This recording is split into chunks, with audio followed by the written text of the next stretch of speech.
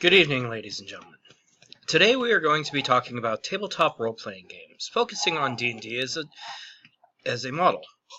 Typically, when people think about role-playing games, they think of the nerdy, pimple-faced kids down in their mother's basements that have no life. However, this could not be further from the truth. The fan base of D&D includes so many more people than that. Many you wouldn't even realize. I know a mother of 4 children that every week comes to a local meeting just to play, even with her 1-month-old daughter in tow. And in turn, I also know a 15 and 17-year-old that sit down at the very same table and play with her. At the same time, I also know that there's a video stream that's almost viral on the internet that shows big-name actors such as Vin Diesel and Dwayne Johnson that also play D&D. So what is this mythical game that have been bringing people together for over 40 years now? Well, that's what we're here to find out. Dungeons & Dragons is a tabletop role-playing game that was developed by Gary Gygax in 1974 that encourages its players to use their imagination and problem-solving skills.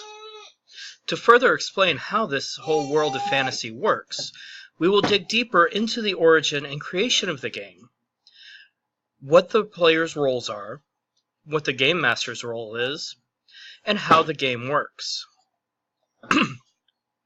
To start off, we are going to delve into how the game came to be. Unfortunately, this part is a little dry because it's a very long timeline. In 1967, Gary Gygax founded the International Federation of Wargaming as a venue for wargame fans to exchange ideas and designs. In the following year, Gygax hosted the first Lake Geneva wargame convention, known as Gen Con, in Lake Geneva, Wisconsin. In 1970, Gary Gygax continues to form new societies, including the Castle and Crusade Society, which focuses on his own growing interest in the medieval period. Over the next 4 years, Dungeons & Dragons is formed through many iterations until it is finally released in January of 1974.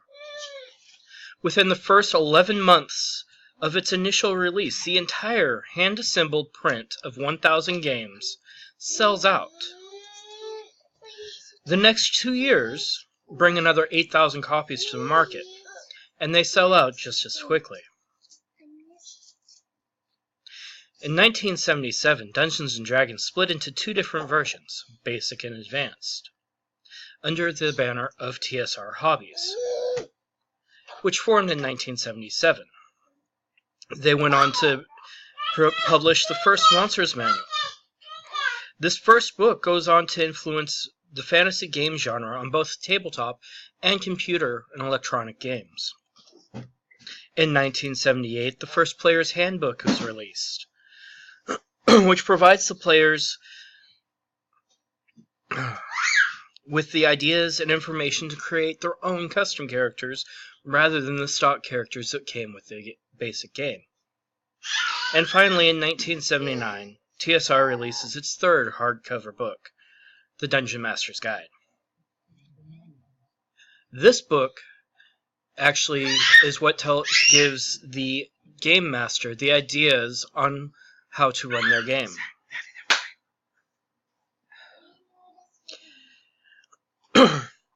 The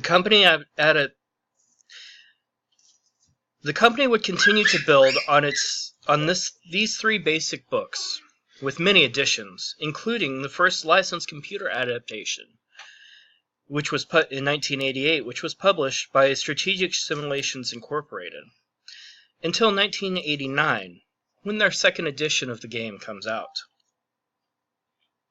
This edition continues on for the next 8 years under the guidance of TSR, until 1997, Wizards of the Coast purchases them, bringing Dungeons & Dragons under a new banner. While under the Wizards banner, the game would continue to grow and evolve, bringing forth the 3rd, 3.5, 4th, and 5th edition games of the tabletop, as well as many different computer and console-based video games. Now that we know where the game came from, let's look at what's needed to play, and how to play the game. To this end, we are going to look at what is needed to play the game. If you are a player, you only need a few things: a character, some dice, rule books, and lastly, and most importantly, your imagination. The character is the player's avatar in the game. The player takes on this role in storytelling, choosing what actions that character will do. When it comes to dice, the player really only needs 7 dice. A 20-sided, 12-sided, 10-sided, 8-sided, 6, and 4-sided dice. These are really easy to come by and can be picked up from a local game shop for only a few dollars. A copy of the current player's handbook has all the current rules for the game that the player will need. These can continue to be found online, or these can sometimes be found online, or bought from the same place that the dice, or a local bookstore. And the last thing that you need is your imagination. Only you can bring that. When it comes to player's creation, the character creation, they have a few choices. Normally what these choices are is the role the character wants to play, what skills they have, and what equipment they have. A class, a role that they play, depends on what they want to do in the game.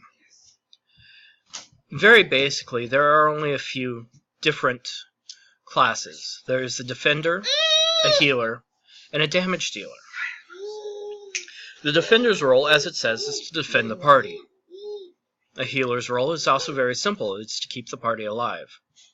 And lastly, the damage dealer's job is to do damage to the enemies. Please understand that this is a very general explanation of a player's role, and they are not entirely set in stone. I personally have a defending healer in a game that I play currently.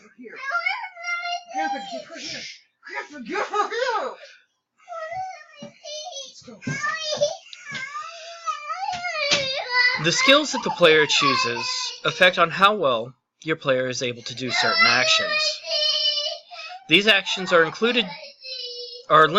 limited to, but including intimidating or persuading other characters, hiding from enemies, or how much your player knows about something. And the last thing that the player really chooses is what equipment they will use. This goes on to include what weapons and armor they use, as well as any other miscellaneous items that your character may need. On the other side of this game, and those who the players play against, is the game or dungeon master. This person is to run the game, choose the actions of enemies of the player, be a referee, as well as a storyteller.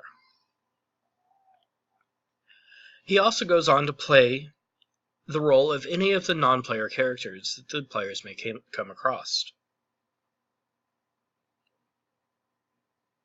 He's the person who also chooses the story.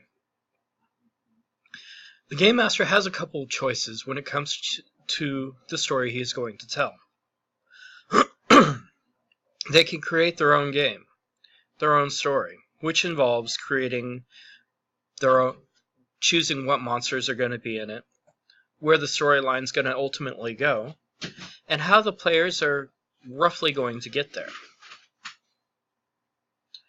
The other option available is to run a campaign that is created by Wizards of the Coast or some other known publisher. These games usually have everything set out for you, and you just tell the story. The Game Master also needs to have a copy of the Game Master's Guide. This book will help them decipher and determine which rules are prevalent in situations. It also helps him become familiar with how the game runs.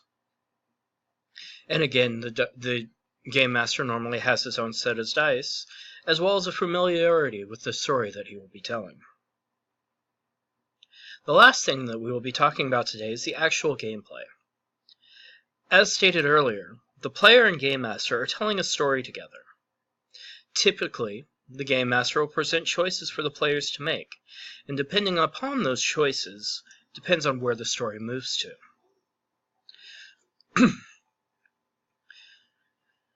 And as the player moves through the story, they will run across hostile creatures which they must either combat or avoid, characters that they must interact with, and ultimately find their way to the end of the story. For some players, however, unfortunately, the end of the story for their character may not come at the end of the actual storytelling. This is where the dice come in.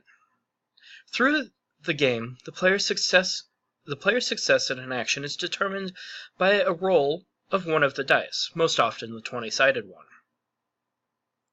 It is possible that a player who rolls poorly could have their avatar die in the game. At this point, the player normally has to create a new character, and then the game master has to figure out a way to work the new avatar into the game. As a game master, this can be very difficult for several different reasons. Firstly, as a player plays a character, they become attached to it. And if that character dies, the player can become upset, even though most players know that it's all a matter of chance. At the same time, though, if the story is not challenging enough for the players, they become bored, and they don't want to play. And it's because of these two reasons that the Game Master has to be very fluid in the choices he makes, and how he approaches the situations that he brings forth to the players. And in conclusion, there are games for all players regardless of your experience. A lot of groups I know and participate with always welcome new players, and are more than willing to help you learn. Most groups are very social and willing to teach. So with all that being said, regardless if you're looking to just play the game, or looking to run your own game, get out there and do it. Broaden your horizons. And remember, with tabletop games, the only true limitation is your own imagination.